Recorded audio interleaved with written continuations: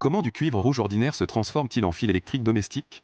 Les ouvriers déposent directement des lingots de cuivre rouge sur un tapis roulant. Au démarrage de l'équipement, les lingots pénètrent lentement dans un four de chauffage, où ils sont portés à plusieurs milliers de degrés jusqu'à ce que le métal ramollisse et atteigne un état plastique. Les lingots incandescents glissent ensuite sur un rail vers un laminoir à fil. Le cuivre est sans cesse comprimé par des cylindres à grande vitesse, à chaque passage. Son diamètre diminue tandis que sa longueur double. Ça a l'air dangereux. Eh bien, ça l'est carrément. Heureusement, les ouvriers sont bien équipés en protection. Après plusieurs passes successives dans les cylindres, le gros lingot de cuivre se transforme en fil de cuivre épais. Un dispositif d'enroulement automatique tourne à toute vitesse et bobine le long fil en rouleau bien ordonné. Le fil de cuivre passe ensuite dans un bac de refroidissement pour baisser sa température. Puis il est trempé dans un bain chimique spécial pour éliminer la couche d'oxyde en surface et redonner au cuivre son éclat métallique d'origine. Les rouleaux de fil épais sont montés sur un dévidoir. L'ouvrier fait d'abord passer l'extrémité du fil à travers une filière spéciale à trou fin, puis la fixe fermement sur l'enrouleur à l'arrière. Au démarrage, une puissante force de traction entre en jeu, le fil est tiré rapidement à travers la filière. Sous la pression, son diamètre diminue et sa longueur ne cesse d'augmenter. C'est comme une séance de musculation pour le fil de cuivre. Le fil épais s'affine et s'uniformise passe après passe. Or,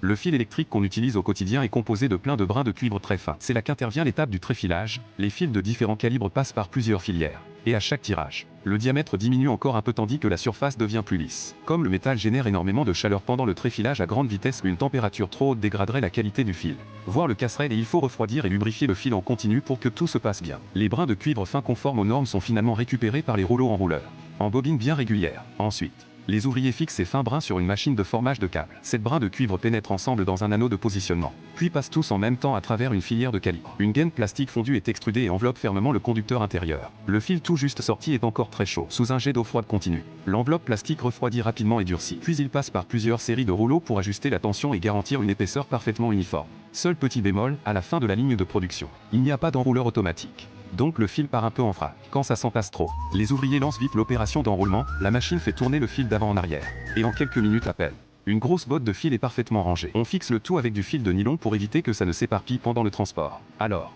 vous trouvez que ce fil est de qualité fiable ou pas?